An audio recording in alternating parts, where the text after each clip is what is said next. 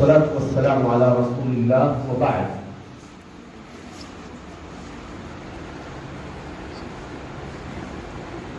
قال الله تعالى في القرآن الكريم: أعوذ بالله من الشيطان الرجيم، بسم الله الرحمن الرحيم. إن هذا القرآن يهدي للتي هي أقوم.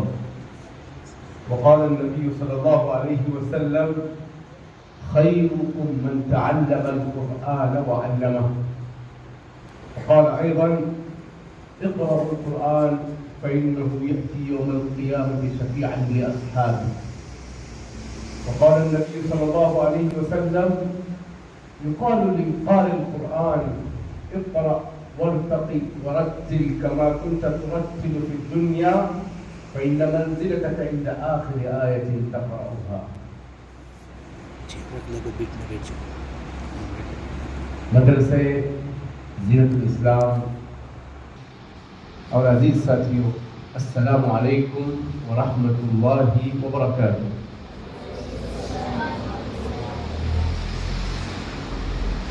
زینت الاسلام اس ادارے کی زیارت یہاں کے بچوں کے ساتھ آ کر اٹھنا بیٹھنا اور دیکھنا یہ میری دیرینہ تمنا تھی. اور بارہا میں نے عبدالمتین صاحب کو اس کا ذکر بھی کیا تھا. میری دلی تمنا ہے کہ زینت الاسلام کی زیارت کروں، ساتھیوں کے ساتھ بیٹھوں، وقت گزاروں، تبادلہ خیال کروں. الحمدللہ آج وہ خواب شرمندہ تعبیر ہوا اور آج الحمدللہ اللہ کا میں شکر گزار ہوں کہ ایک سنہرا موقع اللہ نے مجھے عنایت فرمایا. الحمدللہ الذی بنعمتہ تتم الصالحات. پہلے بچوں، آپ لوگ کیسے خیریت سے ہیں؟ اچھے ہیں آپ لوگ؟ خوش ہیں؟ آج تو آپ کا جو گیم کھیلنے کا ٹائم تھا وہ قربان کر دیا. اللہ آپ لوگوں کو جزائے خیر دے. من ترک شیئا للہ عوضہ اللہ خیرا منہا.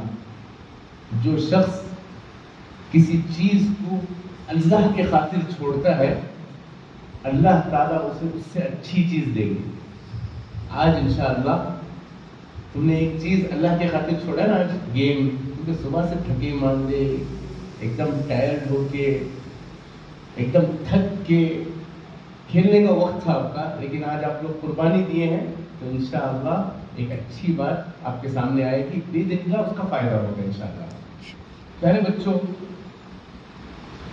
میں نے جو حدیث مبارک آپ کے سامنے پڑھ کے سنائی ہے اس کا معنی ہے: خیرکم من تعلم القرآن وعلمہ.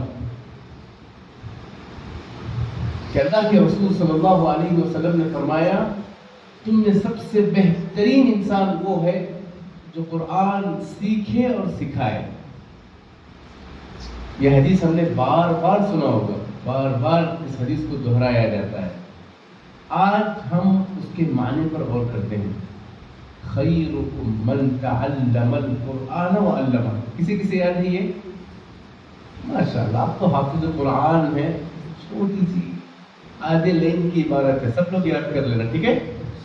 خیرکم من تعلم القرآن وعلمہ. پہلے بچوں، اس کا معنی ہے کہ تم میں سب سے بہترین وہ لوگ ہیں جو قرآن سیکھیں اور سکھائیں. اس دنیا میں سب سے اچھی دو کیٹیگریز، دو طبقے کے لوگوں کا ذکر ہوا ہے. پوری دنیا میں سب سے اچھے لوگ کون ہیں؟ قرآن سیکھنے والے اور قرآن سکھانے والے. تو اللہ نے ہمارا مقام کتنا بلند کیا ہے، طلباء اور اساتذہ کا مقام کتنا بلند کیا ہے کہ دنیا کا وہ طبقہ جو سب سے بہترین ہے، الحمدللہ اللہ نے ہمارا شمار اس میں کیا ہے. دیکھو پیارے بچوں، اس قرآن کی حفاظت کی ذمہ داری اللہ کی ہے کہ نہیں؟ اس سے پہلے تورات، انجیل، زبور، یہ جو آسمانی کتابیں تھیں، ان آسمانی کتابوں کی حفاظت کی ذمہ داری وقت کے علماء کی تھی. اس وقت کے جو علماء تھے ان کی ذمہ داری تھی. لیکن اس وقت کے جو ذمہ دار علماء تھے انہوں نے اس میں ہیرا پھیری کی، حذف و اضافہ کیا. کس کتاب میں؟ تورات میں، انجیل میں، زبور میں.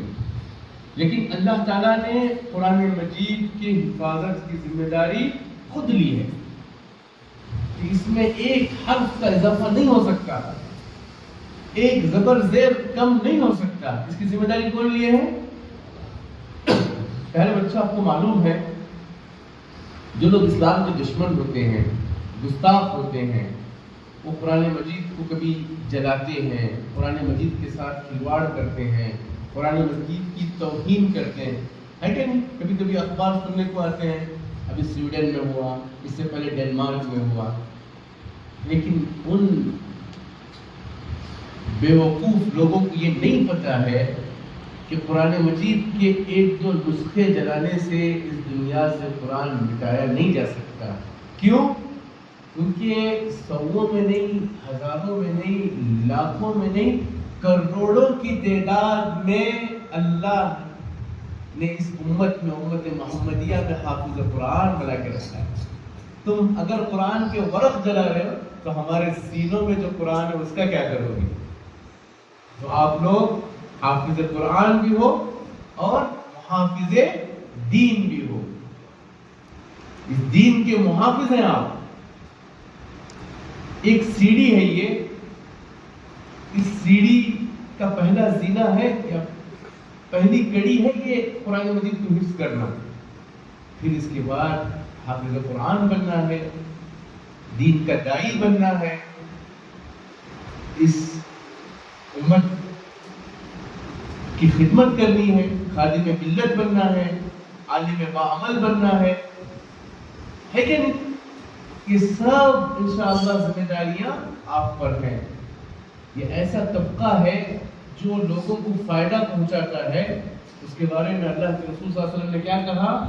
معلم الناس الخیر، جو لوگوں کو بھلائی کی تعلیم دیتا ہے، طالب علم ہوتا ہے، اس کے لیے فرشتے آسمانوں میں دعائیں کرتے ہیں.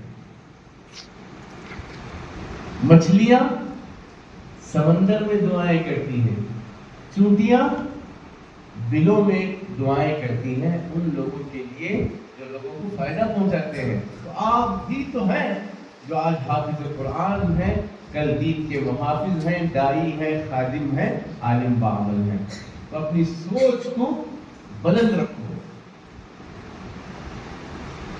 دنیا کی کوئی کتاب نہیں ملے گی آپ کو، رامائن، مہابھارت، گیتا، بھگوت گیتا، اپنیشد، کوئی بھی لے لو، اس کا حافظ نہیں ملے گا. کسی مذہبی کتاب کا کوئی حافظ نہیں ملے گا. دو چار شلوک یاد کر لے تو بڑی بات ہے، لیکن قرآن مجید کے حافظ کتنے چاہیے آپ کو؟ کیوں؟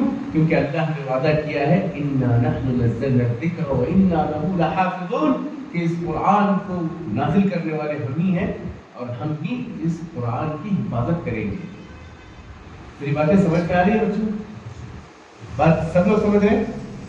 بسا اوقات کیا ہوتا ہے جب تقریر ہوتی ہے تو پہلے سے ہم لوگ بھی تمہاری جگہ تھے، ہم بھی چھوٹے بچے تھے تو انجمنوں میں بیٹھتے تھے، پہلے ڈیسائیڈ کر لیتے یہ جو بول رہے حضرت یہ دوسروں کے واسطے، ہمارے واسطے نہیں.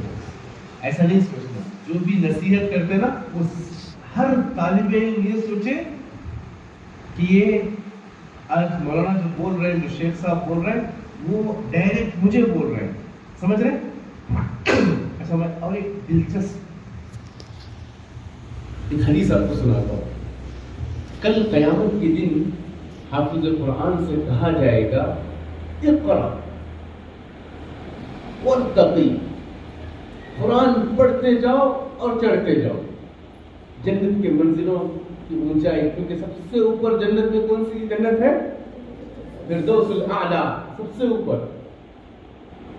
اقرا وارتقی، پڑھتے جاؤ اور چڑھتے جاؤ. اللہ تعالیٰ کیا کہیں گے؟ ورتل کما کنت ترتل فی الدنیا، اور تجوید کے ساتھ پڑھو، ترتیل کے ساتھ پڑھو جس طرح تم دنیا میں پڑھتے تھے. تو جنت کی سیڑھیاں طے کرتے کرتے کرتے ہماری آخری منزل کہاں ہوگی؟ فإن منزلتک عند آخر آیت تقرؤها.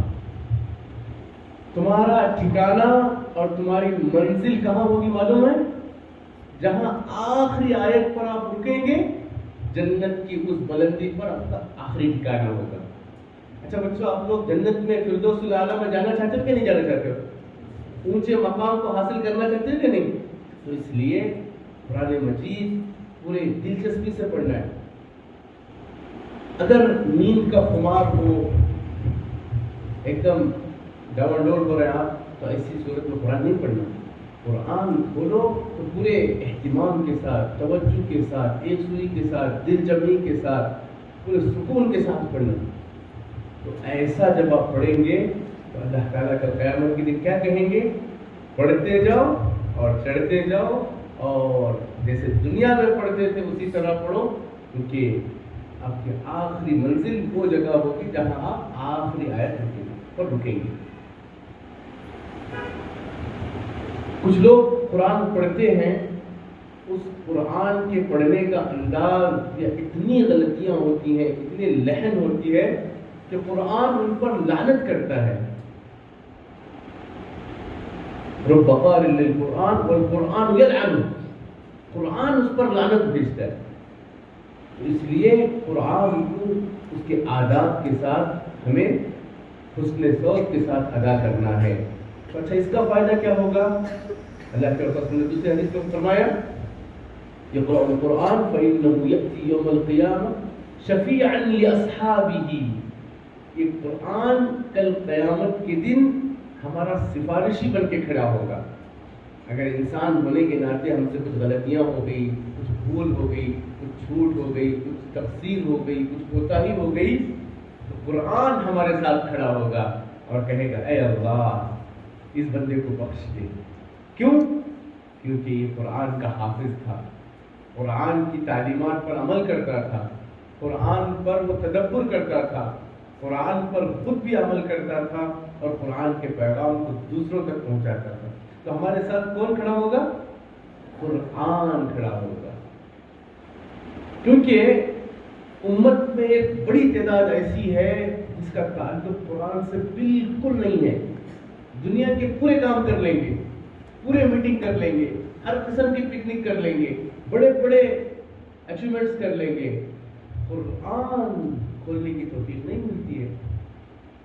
اور پیارے بچوں، رمضان گزر جاتا ہے، ایک سال گزر جاتے ہیں، لیکن قرآن مجید کھولنے کی سعادت نہیں حاصل ہوتی ہے. میں ایک بات بتاتا ہوں، میں ایک بات بتاتا ہوں. قرآن مجید کے حوالے سے اکثر لوگ کیا سمجھتے ہیں، اگر بنگلہ نہیں ملا ہے، گاڑی نہیں ملی ہے، خوشحال زندگی نہیں ملی ہے، تو لوگ سمجھتے ہیں کہ اللہ ہم سے ناراض ہے. ایسی بات نہیں ہے. اللہ تعالیٰ یہ خوشحالی، یہ دولت چاہنے والے اور نہیں چاہنے والے سب کو دیتا ہے. اللہ تعالیٰ کی ناراضگی اگر آپ دیکھنا چاہ رہے ہو تو ذرا غور کرو. اگر اللہ ہم سے ناراض ہے تو اللہ ہمیں قرآن مجید پڑھنے کی توفیق نہیں دیں گے. اللہ اگر ہم سے ناراض ہے تو ہمیں سکون کے ساتھ نماز پڑھنے کی توفیق نہیں دیں گے، ہر دوسرے کاموں میں مشغول کر دیں گے، کیونکہ اللہ ہم سے ناراض ہے. اگر اللہ ہم سے ناراض ہے تو سکون کے ساتھ مسجد میں سجدہ کرنے کی توفیق نہیں دیں گے. پیارے بچوں، اگر ہمیں سکون کے ساتھ عبادت کی توفیق مل رہی ہے، سجدے کرنے کی توفیق مل رہی ہے، عبادت کی توفیق مل رہی ہے، اور اسی طرح قرآن مجید کی تلاوت کی توفیق مل رہی ہے، تو یہ اللہ کی رضامندی ہے. اللہ تعالیٰ ہم سے خوش ہے، اللہ تعالیٰ ہم سے راضی ہے، یہ اس کی علامت ہے. اور ایک پتے کی بات میں بتاتا ہوں، سن رہے ہیں آپ لوگ؟ غور سے سن رہے ہیں؟ یہ جو ہم استاد کو قرآن سناتے ہیں، دور سناتے ہیں، مراجعہ یا آموختہ جو ہم سناتے ہیں، یہ کتنی بڑی چیز ہے معلوم ہے آپ کو؟ یہ کتنا بڑا وظیفہ ہے معلوم ہے آپ کو؟ اس کی اہمیت کو اپنے اندر اجاگر کریں. قرآن جو ہم استاد کو سناتے ہیں، استاد ہمارا جو قرآن سناتے ہیں، یہ اتنا عظیم وظیفہ ہے جو اللہ کے رسول صلی اللہ علیہ وسلم کس کو سنایا کرتے تھے؟ کس کو؟ جبریل علیہ السلام. جبریل علیہ السلام کو وہ جو دور سنایا کرتے تھے، وہ کام آپ اپنے استاد کو سنا رہے ہیں. استاد اور شاگرد کا جو تعلق ہے وہ جبریل علیہ السلام اور محمد صلی اللہ علیہ وسلم کا تعلق تھا. آپ ہر رمضان میں جبریل علیہ السلام کو قرآن سنایا کرتے تھے. جس سال آپ کی وفات ہوئی اس سال آپ نے 2 دفعے مکمل قرآن سنایا. تو اس لیے قرآن مجید جو ہم اپنے اساتذہ کو سناتے ہیں، اس کو یہ نہیں سمجھنا کہ یہ کوئی چھوٹا کام ہے. یہ کام کس نے کیا تھا؟ محمد صلی اللہ علیہ وسلم نے کسے قرآن سنایا تھا؟ اللہ اکبر. انسانوں میں جو سب سے افضل ہیں، فرشتوں میں جو سب سے افضل ہیں، ان کو جو سنایا تھا. اس طرح کا کام ایک طالب علم اور استاد کا تعلق ہے. پیارے بچوں، اللہ تعالیٰ سے ہمیشہ ہمیں چاہیے اپنی زندگیوں میں برکت کا سوال کرنا چاہیے. اللہ تعالیٰ ہماری زندگیوں میں، ہمارے اعمال میں، ہمارے اوقات میں، ہماری عمروں میں، ہمارے دلوں میں برکت کی نعمت عطا فرمائے. اس کے لیے دعا کرنی چاہیے. دیکھو، برکت کون سے سپر مارکیٹ میں ملتی ہے؟ کون سی دکان میں ملتی ہے؟ برکت کسے بولتے ہیں؟ برکت ایک بہت بڑی چیز کا نام ہے. یہ نظر نہیں آتی ہے. جیسے ہر چیز ہم کو نظر آ رہی ہے ایسے دکھتی نہیں ہے. برکت محسوس کرنے والی چیز ہے. برکت اللہ کی ایک لشکر کا نام ہے جو نظر نہیں آتی ہے. جند من جنود اللہ الخفی.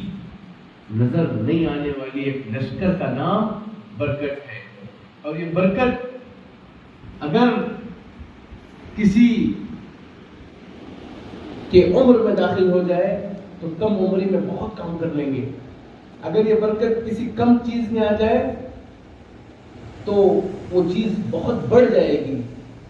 اگر یہ برکت کسی کے وقت میں نازل ہو جائے تو اس وقت میں برکت ہوگی. اگر یہ برکت ہمارے بچوں میں نازل ہو جائے تو ہمارے بچے مبارک بن جائیں گے، سعادت مند بن جائیں گے. اگر یہ برکت ہمارے جسموں میں آ جائے تو یہ جسم فولادی اور آہنی جسم بن جائیں گے. ہر قسم کے طوفان اور آندھی کا مقابلہ کر سکتے ہیں. اگر یہ برکت ہمارے دل میں اتر جائے، قناعت، سعادت، سکینت، راحت محسوس کریں گے. آپ اللہ کے فیصلوں پر آپ راضی ہو جائیں گے. تو پیارے بچوں، ضرورت ہے کہ ہم قرآن مجید کو پورے احساس کے ساتھ پڑھیں، پورے اہتمام کے ساتھ پڑھیں اور اللہ سے برکت کا سوال کریں. ہمارے اعمال میں، اوقات میں، ہماری زندگیوں میں اللہ خوب برکت دے، ہم اس کا سوال کریں.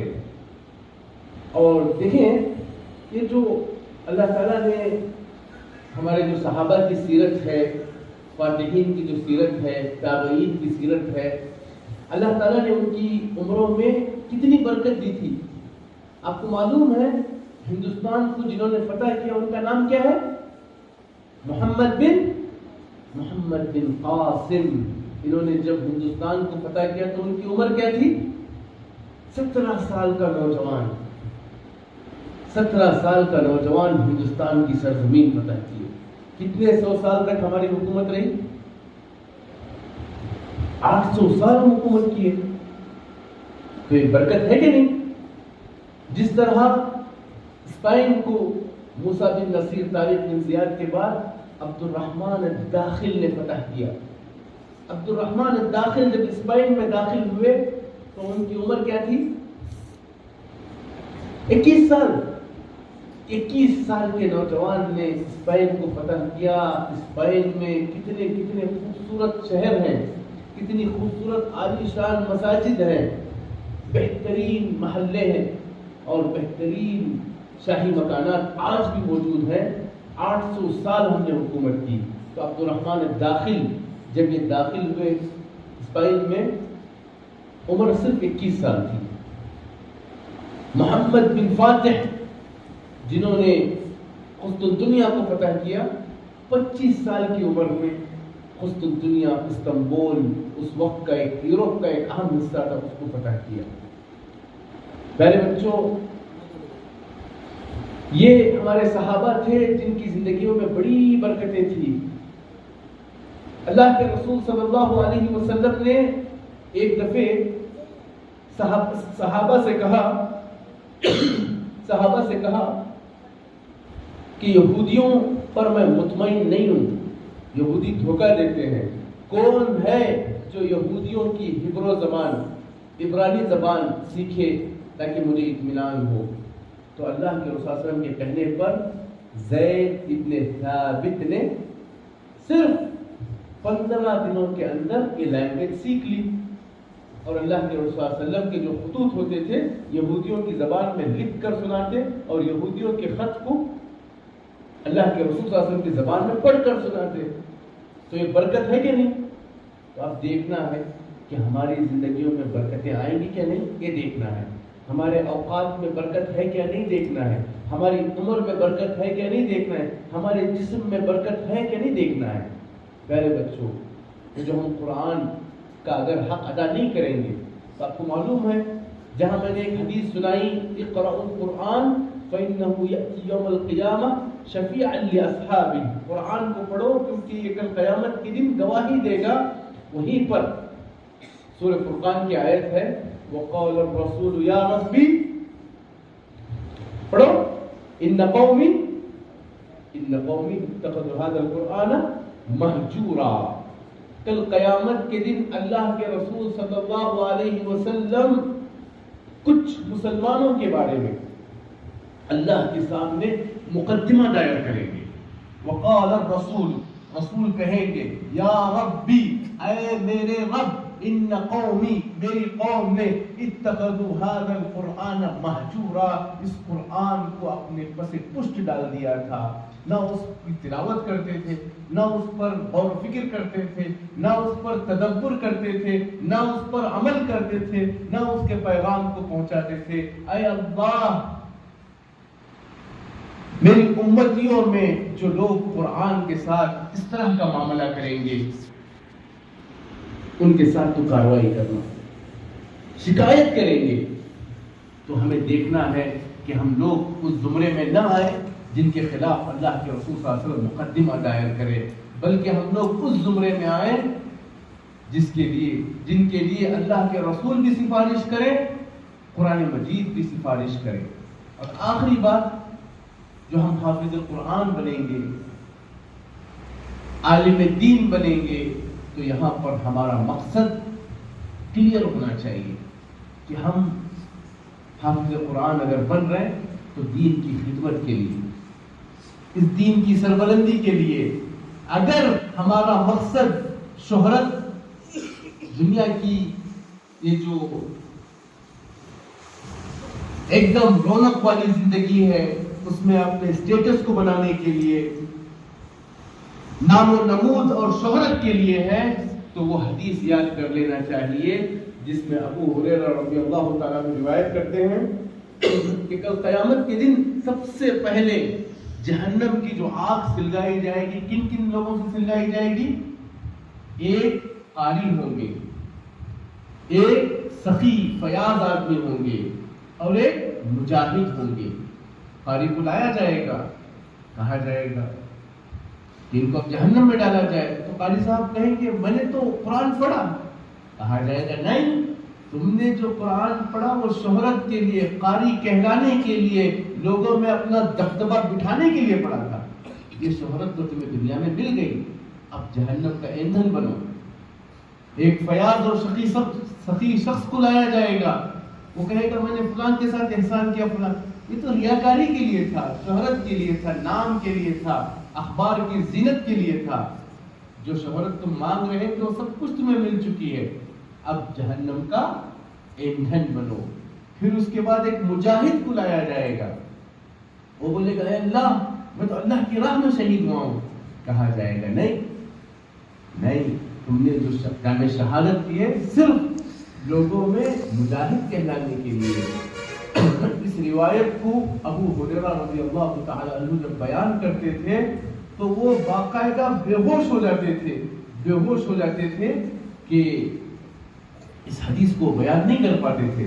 تو پیارے بچوں، تو ہمارے دل میں بار بار ہمیں نیت کی تجدید کرنی چاہیے، بار بار اپنا جائزہ لینا چاہیے کہ ہم تو قرآن کے حافظ بن رہے ہیں، دنیا کی شہرت کے لیے نہیں بلکہ آخرت کی نجات کے لیے۔ آخری بات کہہ کے میں اپنی بات ختم کرتا ہوں۔ عزیزو، یاد رکھو، جب ہم اخلاص کے ساتھ قرآن مجید پڑھیں گے، جب ہم اخلاص کے ساتھ قرآن مجید پڑھیں گے تو یقین مانو قرآن کی نسبت جس چیز سے ہو جاتی ہے اس کو اللہ تعالیٰ سربلندی عطا کرتے ہیں۔ ہماری نسبت اگر قرآن سے ہوتی تو ہمارا بیڑا پار، ہماری بالکل بلندی، سربلندی اور کامران نصیب ہوگی۔ دیکھو قرآن کو نازل کرنے والی ذات کون ہے؟ رب العالمین کہلائے۔ قرآن جس شخصیت پر نازل کیا گیا وہ رحمت للعالمین، پوری انسانیت کی رحمت بنا کر بھیجے گئے۔ قرآن کو جس فرشتے نے نازل کیا وہ سید الملائکہ، تمام فرشتوں کے سردار بن گئے۔ اور جس مہینے میں یہ قرآن نازل ہوا وہ تمام مہینوں کا سردار بن گیا۔ جس دن میں یہ قرآن نازل ہوا اس دن کے بارے میں کیا کہا گیا؟ لیلۃ القدر، 1000 مہینوں سے بہتر رات۔ اور اسی طرح جس امت پر یہ قرآن نازل ہوا اسے خیر امت، سب سے بہترین امت کا ٹائٹل مل گیا۔ تو اب ہم جب قرآن کے حافظ بن رہے ہیں تو اس قرآن سے ہماری نسبت ہو رہی ہے۔ تو تین مانو، عزت دینا، شہرت دینا، سربلندی دینا، کامیابی عطا کرنا، یہ اللہ کے ذمہ ہے۔ تو اس لیے ہمیں بار بار ہماری نیتوں کا جائزہ لینا ہے، ریاکاری، شہرت اور نمود سے بچنا ہے، اور اخلاص کے ساتھ، محنت کے ساتھ قرآن مجید کی تعلیم حاصل کرنا ہے۔ اور جہاں رہتے ہیں آپ اس جگہ کی صفائی کا خیال رکھنا، نظافت کا خیال رکھنا۔ آپ کے لیے دوسرے گھر نہیں ہے جو پڑوسی کہلائے، آپ کے پڑوسی یہی ساتھی ہیں۔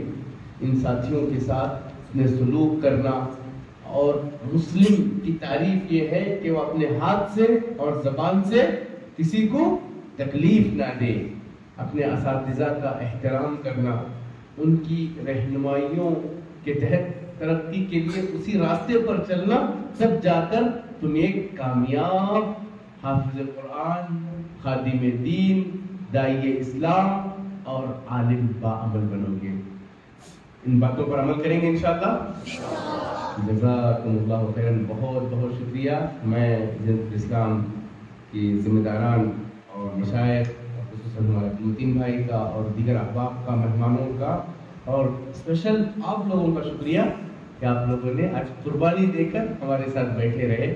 جزاکم اللہ خیراً و شکراً۔ السلام علیکم ورحمۃ اللہ وبرکاتہ۔